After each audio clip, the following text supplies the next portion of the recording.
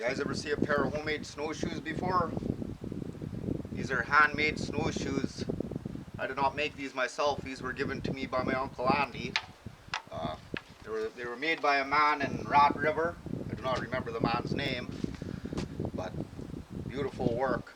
I can't wear these yet. I need a pair of moccasins to wear these snowshoes because, you know, like a pair of boots, like any boots, they'll damage them. So you need soft moccasins in them. I've not tried them out yet, but at some point this winter, I'll definitely test them out.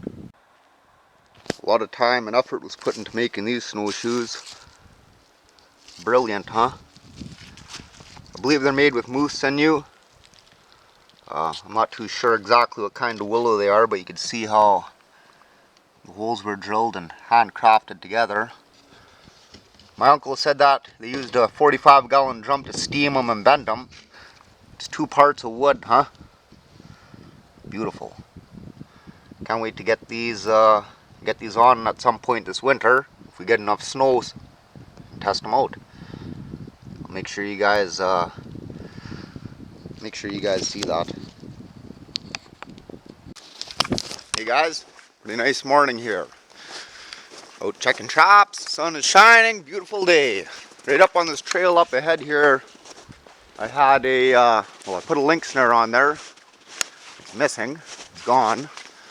So let's go up and see what we got in here. Hopefully a link or something. Let's scout out the area and have a look. We got down here for tracks, don't see much for tracks.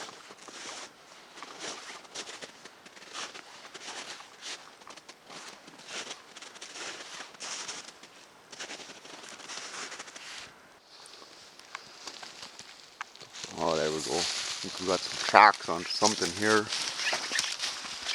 Something was caught up right in here. Oh fuck, there we go. Right on. Not much snow, don't leave too many tracks, huh? I found a little bit under there. You see he's running through here. And this big lynx. Big old lynx cat here. Fuck, he sure didn't leave much for tracks. Holy shit. Right on. There we go. Nice lynx. Number 4 now. Number 4. Oh yeah, his feet aren't even frozen. Then again, you know, it's only like minus, oh fuck, it's gotta be like -2 out. So it's good. We'll take this guy out of here. Right on. Nice neck shot. A smaller one, huh? So like again, you know, this is good. This is the second smaller one I got, probably a 2-year-old. So like I think their cycle is on their peak, you know, this is good. This is fucking just great. Okay guys, pack this guy out of here. Give you a little look of the area I'm in here first. Right in the good thick bush here. Right on. Yeah, these lynx are looking better and better every day now. This one's pretty nice looking. She's already turning a lot of gray compared to the first one I got there. So that's good. Once I get these 2 here flipped over, I'll get this guy skinned on the stretcher, and then, you know, tomorrow or whatever, when I flip them all, we'll have a look and we'll compare them and just notice the difference. So the first thing I'm going to do with this guy is spray him down with Ray because I don't want to get bit by fleas. You know, that's no good.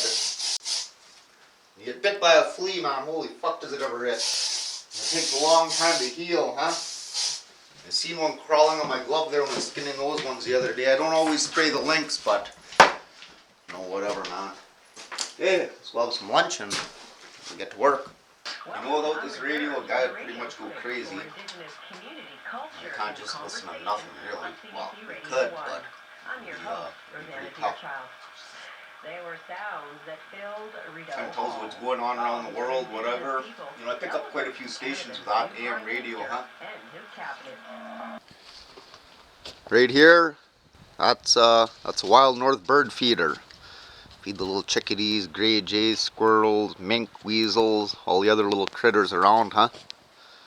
So, you know, gotta look after the little critters around here. You know, I got some minks and weasels that live underneath my skinning shack. I don't trap them around the cabin here, you know. They're pretty nice to see, you know. They're my little buddies. Hey, Charlie.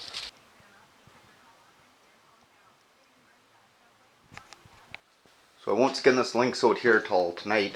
You know, I don't want to be spending the daylight inside my skinning shack when there's work to be doing out in the yard or out in the line. But these two here, these two lynx, I got to flip these in from cased fur in to cased fur out. Once they're half dried, you know, you gotta do them. So when they're ready. They gotta be done now. Otherwise, you know, they'll be over dried, and it's a real pain in the ass to flip them over. You gotta damp them down and all that shit. So I'm gonna flip these guys over here, and then I'm gonna go out and enjoy the beautiful weather outside, huh? Yeah, I got big plans for this winter. It's gonna be a pretty damn busy winter, you know. Once the creeks freeze up and the river freezes over and that hit her hard, I still got to get back to beaver camp, get up there and get my beaver cabin set up there. You know, that's I don't know, it'll be a couple weeks before that happens at least, but it'd be nice to get back there, start construction of my little shack. You know, it's a beautiful area around there, pretty nice in the winter, huh? Like I said, I'm kind of stuck to only a couple miles right now of line. The ground is still, well, it ain't frozen, huh? The last thing you want to do is get stuck in muskeg. It'd be no too good. So, beaver camp, man. Looking forward to it.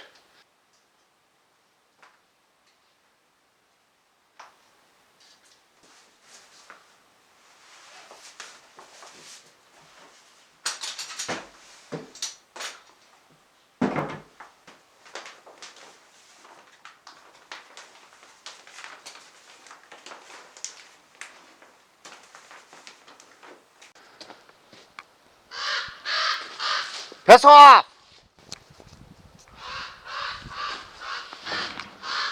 Get out of here! Go make noise somewhere else. So them two are done and boarded. Now they'll drive for 3 days. So you can kind of see the difference here. This one here is quite a bit browner than this one here, huh? Those are the two that I caught yesterday. This one here is a hell of a lot more gray than both of them. So them two there, they'll go up top on the drying rack with the other one. Stay up there for a few days. And let's hit the trapline, man. Look at that.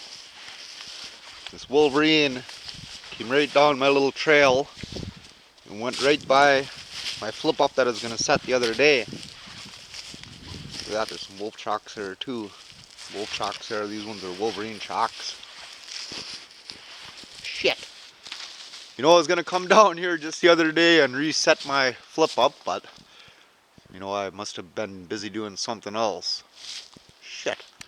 Anyways, whatever. Got all winter to get him, huh?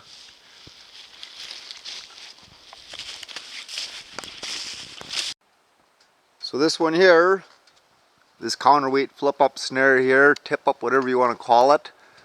This one here I actually made last year on fur harvesters. I went into great detail on constructing this one. I haven't seen that episode yet. That'll air here this year. So what I'll do, I'll reset this, I'll rebuild my pen, and I'll show you guys who aren't familiar with it how it operates. Pretty simple. This log just teeters on this pole here. It's got a little lock here with that head cut off a nail. Locks on. Snare here. And the link they pull. Back end the weight flips up. Elevating the links off the ground. Okay, I'll rebuild my little pen here. Throw some bait in there and we'll test her out. So it goes kind of like this. The old Mr. Link comes cruising down my trail here. Probably hungry as fuck. Smells the old bait in there. Goes for the link meat. He gets caught in my snare here. And what he does, he just pulls back. Once they get caught, they always pull their head out of the snare, you know, back off. So once that happens, it pulls this trigger off my little nail there. And boom. Elevates him up off the ground. You see there's enough, the weight on the back, there's enough weight on the back end of my pole I put some extra weight on there than the lynx. You know, lynx weigh 20, 25 pounds, whatever. So then you got the lynx hanging 5 feet off the ground. Critters can't eat at them. Quick, easy death for them. It just pretty much just hangs them. So I'll fix this up here real good, and I'll show you guys a little bit more of the trigger. So there you got her. Counterweight flip-up snare. You know, I've caught lynx in these. I caught a few wolverines in these over the years, huh? So they're pretty nice. They're fun to set. They take a while to set, but you know, they're fun. So this little trigger here, you know, a lot of people ask me about it and ask me to make some or sell some or patent them. It's the simplest little trigger ever, you know. All it is just a piece of old scrap steel I found, and I just drilled 3 holes in it. So you see here, you just need the 1 hole on the end. Actually, this one's wired. I put grooves in it. You need a hole. You don't have to do it that way. You could just drill a hole in it if you wanted.